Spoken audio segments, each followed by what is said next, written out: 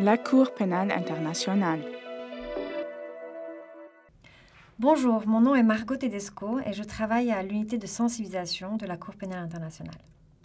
Durant les prochaines semaines, cette série de programmes abordera l'affaire Ntaganda devant la Cour pénale internationale et plus particulièrement la question des réparations. Nous tenterons de répondre aux principales questions que vous vous posez, alors suivez-nous pour en savoir plus. Aujourd'hui, nous faisons le point sur la procédure en cours. Où en est-on dans l'affaire Bosco Ntaganda devant la Cour pénale internationale?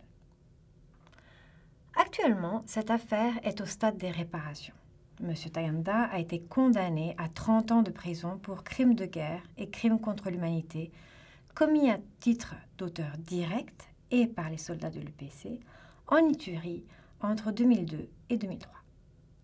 Sa condamnation étant définitive, les juges ont ordonné des réparations pour les victimes des crimes commis.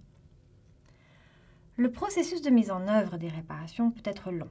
Premièrement, il y a encore des appels en cours concernant certains aspects relatifs aux réparations de la part de M. Ntaganda, mais aussi de la part du représentant légal des victimes des attaques. Deuxièmement, un grand nombre de victimes doivent être identifiées avant d'intégrer le programme de réparation. Le personnel de la section des réparations de la CPI travaille actuellement à cette identification.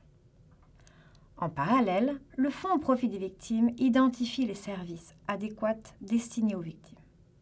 Cette phase se fait sur la base d'un plan déjà présenté et approuvé par les juges et en consultation, notamment avec les représentants des victimes.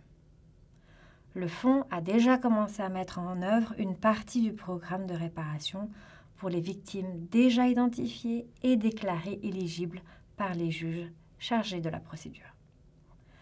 Le programme de réparation se fait par étapes. À terme, toutes les victimes éligibles qui se seront manifestées auprès de la section des réparations avant fin décembre 2025 auront accès aux réparations. En résumé, le processus de réparation dans l'affaire Ntaganda avance.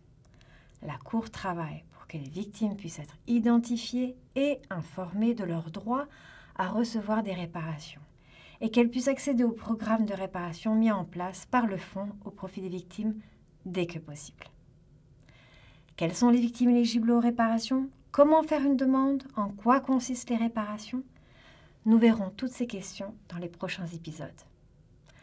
La semaine prochaine, nous ferons le point sur la décision des juges de la CPI concernant les réparations. Alors restez à l'écoute. La Cour pénale internationale.